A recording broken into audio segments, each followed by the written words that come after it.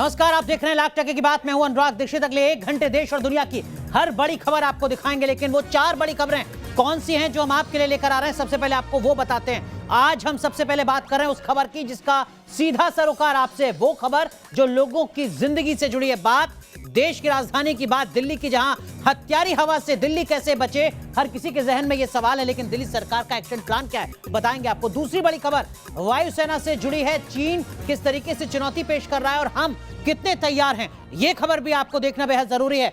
तीसरी बड़ी खबर दरअसल में लखीमपुर से जुड़ी है, जहां पर सियासी लड़ाई तेज होती जा रही है हर बढ़ते वक्त के साथ। और चौथी अहम खबर प्रयागराज से, बाघंबरी मठ से, जहां नए महंत के तौर पर अब नजर आएंगे बलबीर गिरी। लेकिन जांच का क्या, महंत नरेंद्र गिरी की मौत का क्या, तो ये 4 खबरें दिखाएंगे आपको विस्तार से। लेकिन सबसे पहले बात न्यूज नेशन के लाख टके की बात की, एक स्पेशल रिपोर्ट की करते हैं जिसमें बात सांसों के संकट की।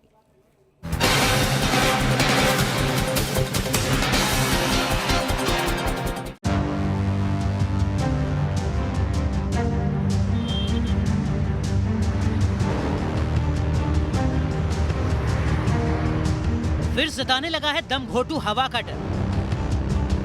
आ गया है दिल्ली में पॉल्यूशन की दस्तक का वक्त। क्या फिर गैस चैम्बर बनेगी दिल्ली में पॉल्यूशन की तस्वीरें खौफ पैदा करती हैं। जब दिल्ली गैस चैम्बर बनती है तो इसी तरह का मंजर सामने आता है। बीमारी का डर, घर में रहने की मजबूरी, ठंड के महीने में दिल्ली वालों को इसी मुश्किल से 2-4 होना पड़ता है। दिल्ली में कैसे करेंगे पॉल्यूशन कंट्रोल? यही वो वक्त है जब पंजाब और हरियाणा में पराली का धुआं दिल्ली की हवा में जहर घोलने लगता है। वाहनों से निकलने वाला धुआं, कंस्ट्रक्शन एक्टिविटी दिल्ली में सांसों पर संकट पैदा कर देती है। दिल्ली को हर साल इसी संकट से जूझना पड़ता है। कोर्ट को प्रदूषण के मामले में दखल देनी पड़ती है। सरकार की तरफ से कदम उठाने का दावा किया जाता है। इस साल भी दिल्ली सरकार ने बड़ा ऐलान किया है।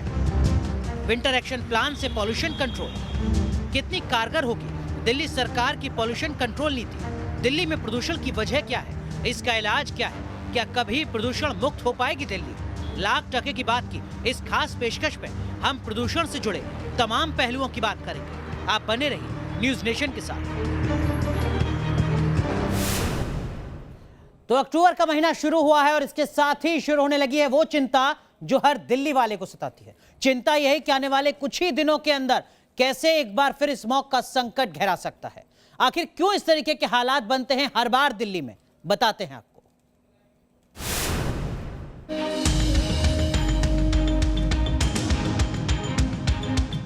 अक्टूबर का महीना और दिल्ली में टेंशन बढ़ी हुई है। फिर सांसों के संकट की आहट से सहमी हुई है दिल्ली। ठंड की दस्तक होते ही दिल्ली की एयर क्वालिटी पर ग्रहण लग सकता है। बारिश के दौरान जो साफ हवा खुशनुमा एहसास करवाती है, सर्दी आते आते ये दम घोटने के लिए तैयार हो जाती है। ठंड की दस्तक के साथ दिल्ली में धूल, धुआं और हवा का ऐसा जहरीला कॉकटेल बनता है कि लोगों की सांसों पर संकट मंडराने लगता है। दिल्ली में पॉल्यूशन की सबसे बड़ी वजह गाड़ियों से निकलने वाला धुआं है। दिल्ली में प्रदूषण के कई कारण हैं। इसमें पराली भी सर्दियों के दौरान अहम भूमिका निभाती है, लेकिन वाहन प्रदूषण जो है वो सबसे बड़ी वजह बनता है दिल्ली के दम घुटने की। अभी आप देखिए किस तरीके की स्थिति है, जो कि हालात बता रहे हैं आपको कि इस तरीके से वाहनों की संख्या, ये पीक आवर के दौरान हालात होते हैं, जाम लगता है, उस दौरान गाड़ियां चालू रहती हैं। दिल्ली में अगर पॉल्यूशन में वाहनों की भागीदारी की बात की जाए, दोपहिया वाहन 24% प्रदूषण के लिए जिम्मेदार है। वहीं बस, ट्रक और कार की हिस्सेदारी 17% है। दिल्ली में पॉल्यूशन की वजह को समझने के लिए PM 2.5 और PM 10 लेवल को भी समझना जरूरी है। PM यानी पार्टिकुलेट मैटर या कण प्रदूषण, जो वातावरण में मौजूद ठोस कणों और तरल बूंदों का मिश्रण है। हवा में मौजूद ये पार्टिकल इतने छोटे होते हैं कि इसको सिर्फ माइक्रोस्कोप का इस्तेमाल करके पता लगाया जा सकता है। पार्टिकल पॉल्यूशन में PM 2.5 और PM 10 शामिल होते हैं। दिल्ली में PM 2.5 और PM 10 के बढ़ने की वजहों के बारे में बात की जाए तो ट्रांसपोर्ट से निकलने वाले धुएं में PM 2.5 के कणों की हिस्सेदारी 41% है, वहीं PM 10 18% है। सड़क पर उड़ने वाली धूल में PM 2.5 21% है, वहीं PM 10 10% है। फैक्ट्रियों से होने वाले पॉल्यूशन में PM 2.5 19% है, इसमें PM 10 15% है। सड़क पर उड़ने वाली धूल गाड़ियों और उद्योगों से निकलने वाला धुआं, इन सब के अलावा ठंड के महीने में दिल्ली वालों को अगर सबसे ज्यादा टेंशन होती है तो वो है पराली जलाने को लेकर। 10 अक्टूबर के बाद दिल्ली के आसपास पराली जलने लगती है। पराली के जलने से भी दिल्ली की आबोहवा पर असर पड़ता है। इसी के मद्देनजर न्यूज नेशन ने एक्सपर्ट से बात की। हमारा प्लेन्स वाला खास तौर से जो हम प्लेन्स बोलते हैं, पंजाब है, हरियाणा है, उत्तर प्रदेश और इससे लगा हुआ जो नॉर्थ राजस्थान या नॉर्थ एमपी का हिस्सा है, यहाँ जो हवाएं जनरली आती हैं वो नॉर्थ पाकिस्तान से शुरू होती हैं, जो धीरे धीरे बढ़ के पंजाब और हरियाणा होती है, ये यूपी की तरफ जाती है। तो अभी देख रहे हैं जैसे कि अभी मानसून की छुटपुट बरसात अभी नॉर्थ वेस्ट इंडिया में है। हालांकि जो ये ईस्टर्ली हवाएँ हैं ये धीरे धीरे रिट्रीव हो रही हैं और इनकी जगह नॉर्थ वेस्टर्ली हवाएँ ले रही हैं। जो पॉल्यूशन वगैरह इधर में कुछ कंटेंट्स होता है वो भी हवाओं के साथ में इधर की तरफ खास तौर से हम कहें जो मॉइस्चर है वो इधर की तरफ चला जाता है। हम आने वाले 7 दिन की बात करें तो आज जैसे तारीख 5 है तो 7 दिन में हमारा 12 के आसपास हम पहुंच जाते हैं। तो 11-12 तारीख में अगर हम 10 से शुरू करें तो 10 में नॉर्थ वेस्टर्ली हवाएं चल जाएंगी, जिनकी स्पीड 15 से 20 kmph की कुछ स्थानों में देखने को मिलेगी। ठंड के मौसम में दिल्ली में स्मॉग सबसे ज्यादा लोगों को परेशान करता है। दिल्ली का एयर पॉल्यूशन और पड़ोसी राज्यों में जलने वाली पराली के धुआं इस स्मॉग की वजह बनता है। तो क्या इस साल फिर प्रदूषण की वजह से दिल्ली का दम घुटने वाला है? ये सवाल हर दिल्ली वाले को परेशान कर रहा है। मोहित बख्शी, न्यूज नेशन, दिल्ली। तो देखिए, समझना बेहद जरूरी है कि आखिर दिल्ली में सांसों पर संकट खड़ा क्यों होता है, किस तरीके से हालात बिगड़ते हैं और वो कौन सी बड़ी वजह है जिसके चलते दिल्ली में हर बार स्मॉग जैसी तस्वीरें नजर आती हैं। पहली वजह वाहनों का धुआं, हर रोज बड़ी संख्या में नए वाहनों का रजिस्ट्रेशन होता है। हर रोज बड़ी संख्या में एनसीआर आसपास के इलाके से बड़ी संख्या में वाहन आते हैं जो दिल्ली में एंट्री करते हैं। इंडस्ट्रियल धुआं एक बड़ी वजह है। हालांकि दिल्ली में तमाम एहतियातन कदम उठाए गए, लेकिन एनसीआर में अभी भी एक बड़ी वजह है जिसका असर लगातार स्मॉग के तौर पर दिखता है। तीसरी बड़ी वजह जो कोयले से बिजली बनती है दिल्ली और दिल्ली के आसपास के इलाके में, इस तरीके के जो तमाम पावर प्लांट्स हैं उसके चलते भी एयर पॉल्यूशन लगातार बढ़ता है। पराली का धुआं एक बड़ी समस्या है जिस पर हर बार अक्टूबर महीना आते ही चर्चा शुरू हो जाती है। राज्य सरकारों के स्तर पर विमर्श शुरू होता है। कंस्ट्रक्शन की जो धूल है, यानी जो तमाम कंस्ट्रक्शन होता है, उसका भी असर पड़ता है, जिसका सीधा असर वायु प्रदूषण के तौर पर है। और इसका 2020 का एक आंकड़ा है जो कहता है कि एक साल में दिल्ली में 54,000 लोगों की जान जाती है। 54,000 लोगों की एक साल में जान का सीधा मतलब यह है कि 10 मिनट के अंदर दिल्ली में एक शख्स की जान जा रही है और उसकी वजह है वायु प्रदूषण। सवाल यह कि वायु प्रदूषण के हालात आखिर सुधरेंगे कैसे, कैसे तस्वीर बदलेगी, एक रिपोर्ट के जरिए आपको बताते हैं।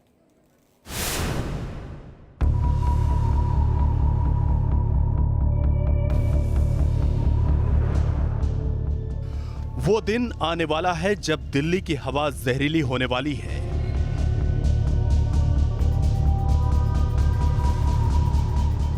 वो दिन दूर नहीं, हत्यारी हवा दिल्ली में लाशें बिछाने वाली है।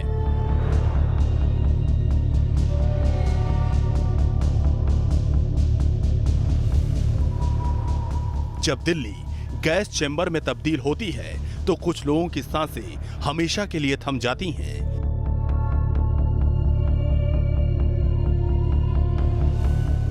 जो हवा जिंदगी के लिए जरूरी है वो हवा मौत का सबब बन जाती है।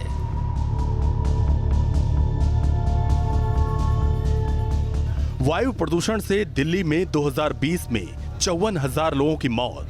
यह आंकड़ा गंभीर हालात की तस्दीक करता है। दिल्ली में वायु प्रदूषण की ग्रीन पीस का आंकड़ा देश के नीति निर्धारकों को आईना दिखा रहा है। अगर इस आंकड़े का और विश्लेषण करें तो 2020 में दिल्ली में हर 10 मिनट में एक मौत हुई। 2020 में दिल्ली में हर दिन 148 लोगों की जान गई। हैरानी की बात यह है कि यह मौत तब हुई जब दिल्ली में लॉकडाउन रहा, सड़क पर सन्नाटा पसरा रहा, फैक्ट्रियां बंद रहीं। बावजूद इसके दिल्ली में पॉल्यूशन ने मौत का अंबार लगा दिया।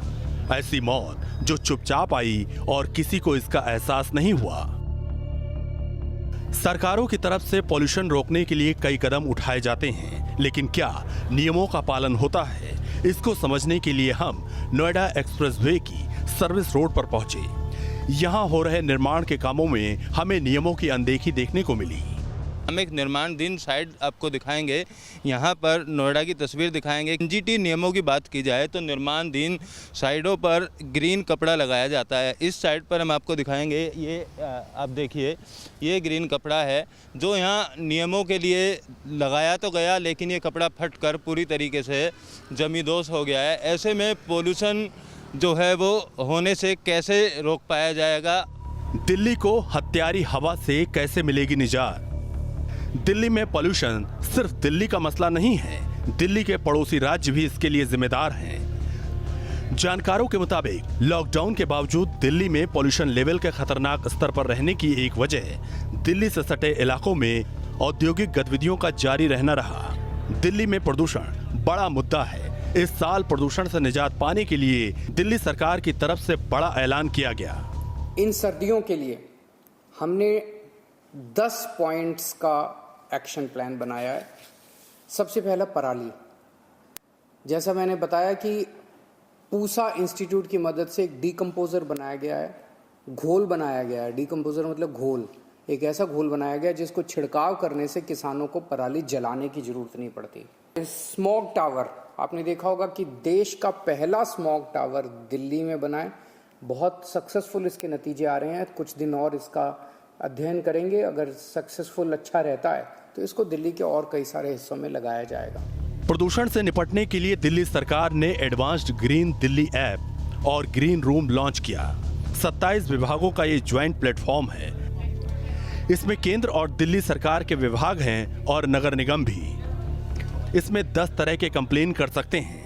युद्ध प्रदूषण के विरुद्ध, इसी टैगलाइन के साथ इस बार दिल्ली सरकार ने तैयारी की है प्रदूषण से निपटने की, क्योंकि हर साल दिल्ली वालों को दम घोटू प्रदूषण से दो चार होना पड़ता है। इसी वजह से एक वॉर रूम बाकायदा यहां पर तैयार किया गया है। इस वॉर रूम में 21 लोग रहेंगे जो कि हर वक्त 24 घंटे इस बात पर निगरानी रखेंगे कि दिल्ली की स्थिति क्या है। अभी आप ग्रीन रूम में काम कर रहे सभी लोगों को अलग से ट्रेनिंग दी गई है। 70 ग्रीन मार्शल इस वॉर रूम से जुड़े हैं, जो कंप्लेन के बाद ग्राउंड पर जाकर देखेंगे कि रिजॉल्व हुई कि नहीं। इसके अलावा 50 इंजीनियर्स की भी भर्ती हो रही है। दिल्ली के पर्यावरण मंत्री ने पूरे मुद्दे पर न्यूज नेशन से खास बातचीत की। ग्रीन वार रूम को अब हमने 24/7 पर काम करने के लिए अलर्ट कर दिया है। आज से इसकी शुरुआत हो गई है। इसको हमने पिछली बार से मजबूत किया है। हमने 21 मेंबर्स जो है कमेटी बनाई है जो राउंड यहाँ पर काम करेंगे। हम पिछले कुछ सालों के दौरान दिल्ली सरकार ने पॉल्यूशन लेवल बढ़ने पर गाड़ियों के लिए ऑड इवन फॉर्मूला अपनाया। पराली से निजात पाने के लिए बायो डिकम्पोजर बनाया। स्मॉग फ्री टावर भी बनाए गए हैं।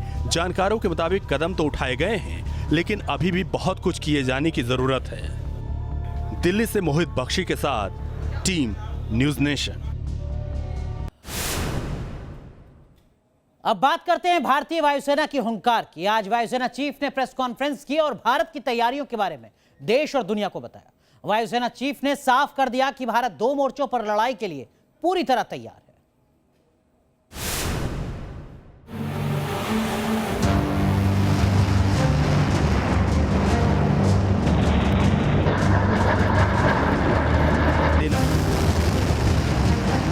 LAC से LOC तक दहाड़,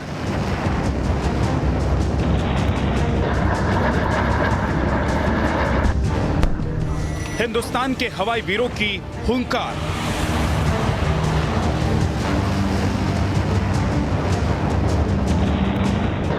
घुसपैठ की तो मिलेगा करारा जवाब। अपाचे, राफेल ये वो लड़ाकू विमान हैं जिससे भारत की आक्रामक क्षमता में जबरदस्त इजाफा हुआ। अगर बॉर्डर पार से हिमाकत हुई तो भारतीय वायुसेना का करारा जवाब होगा। जब वायुसेना प्रमुख एयर चीफ मार्शल विवेक राम चौधरी मीडिया से रूबरू हुए तो उन्होंने देश को वायुसेना की शक्ति का एहसास करवाया। LAC पर चीन के एयरफोर्स की तैनाती को लेकर वायुसेना प्रमुख ने अहम बयान दिया। चाइनीज एयरफोर्स PLAF की डिप्लॉयमेंट्स अभी भी है 3 एयरबेसेस में अक्रॉस ईस्टर्न लद्दाख। डिसएंगेजमेंट के बारे में बातचीत हो रही है। इंफ्रास्ट्रक्चर डेवलपमेंट काफ़ी हद तक बढ़ी हुई है चीन की तरफ से, but this is not going to affect the air operations per. हमारी तरफ से हमारी पूरी तैयारी है। लद्दाख में चीन की किसी भी हरकत का जवाब देने के लिए भारतीय वायुसेना वहां मौजूद है। एलएसी पर चीन लगातार अपना इंफ्रास्ट्रक्चर बढ़ा रहा है, वॉर ड्रिल कर रहा है, लेकिन वायुसेना प्रमुख के मुताबिक तमाम तैयारियों के बावजूद भारतीय वायुसेना चीन पर भारी पड़ेगी। With respect to the development of airfields by the FLAF in the TAR region, what we have to keep in mind that though the airfields are being developed, hardened aircraft shelters are being built there, but they have a huge penalty of high altitude. So their capability to be able to launch multiple missions from high altitude airfield will remain a weak area for them. खबरों के मुताबिक चीन ने LAC पर S-400 की तैनाती की है। बताया जाता है कि एलएसी के पास हाटन बेस पर चीन ने J-20 तैनात किया है। एलओसी पर भी पाकिस्तानी वायुसेना की हरकतों में लगातार इजाफा देखा जा रहा है। एलएसी से एलओसी तक चुनौती है और भारतीय वायुसेना दोनों मोर्चों पर मुस्तैद है। चीन पाकिस्तान गठजोड़ को लेकर वायुसेना प्रमुख ने एक चिंता का जिक्र किया। भारत की चिंता टू फ्रंट वॉर को लेकर नहीं है, बल्कि चिंता उस वेस्टर्न टेक्नोलॉजी को लेकर है जो पाकिस्तान के रास्ते चीन को ट्रांसफर की जा रही है, और इसी को लेकर एयरफोर्स चीफ ने सवाल उठाए हैं। जाहिर है ये सवाल दूर तक जाएगा। मॉडर्न वॉरफेयर में ड्रोन की अहमियत लगातार बढ़ती जा रही है। ड्रोन की ताकत दुनिया भर की सेनाओं के लिए जरूरी होती जा रही है। चीन भी अपनी ड्रोन की ताकत को लेकर दम भर रहा है। चुनौतियों को देखते हुए भारत को भी अपनी ड्रोन शक्ति में इजाफा करना है। इस पूरे मुद्दे पर वायुसेना प्रमुख ने कुछ इस तरह से राय रखी है। इतना बताना चाहूँगा कि सऊदी अरेबिया अरामको में ड्रोन अटैक होने से भी 3 या 4 साल पहले से हमारा यही प्रयास रहा है कि एंटी ड्रोन कैपेबिलिटी डेवलप किया जाए, और हमारा यही प्रयास है कि आत्मनिर्भरता और स्वावलंबिता देखते हुए ये in house with in the country develop किया जाए। दुनिया बदली है, रक्षा चुनौतियां बढ़ी हैं। बदलते वक्त से भारतीय वायुसेना भी कदम ताल कर रही है। भारतीय वायुसेना को दुनिया की सर्वश्रेष्ठ वायुसेना बनाने की दिशा में जोर शोर से कदम बढ़ाए जा रहे हैं। Team news nation. फिल्म अभिनेता विक्की कौशल की फिल्म सरदार उधम सिंह का टीजर सामने आ चुका है। इस फिल्म में विक्की कौशल सरदार उधम सिंह के किरदार में नजर आने वाले हैं। ये फिल्म 16 अक्टूबर को ओटीटी प्लेटफॉर्म पर रिलीज होनी है।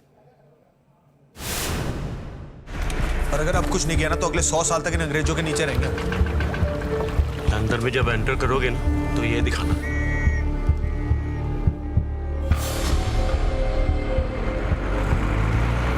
I see death, no sleep in years.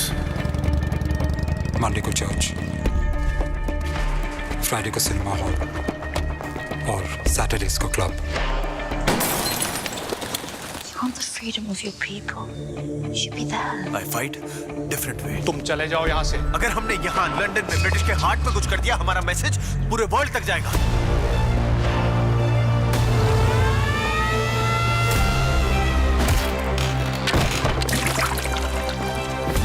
What is the next target?